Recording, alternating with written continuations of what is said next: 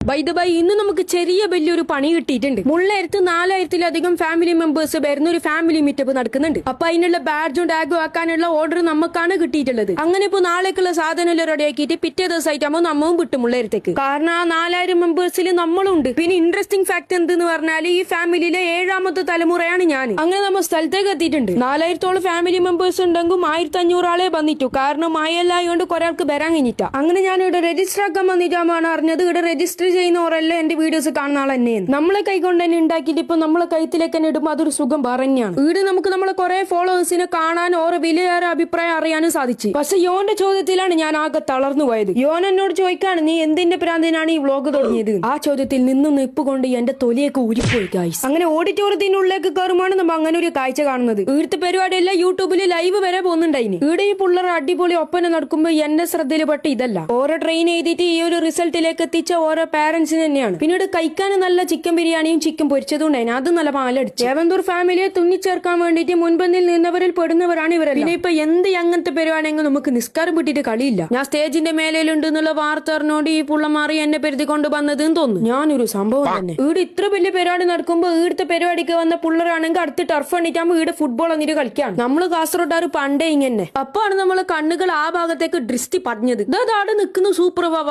അപ്പൊ നമുക്ക് സൂപ്പർ വാവന്റെ 144 വർഷം കിട്ടിയിട്ടുണ്ട്. അപ്പൊ നമ്മള് ഫാമിലിയിലായിനല്ലേ സൂപ്പർ വാവ?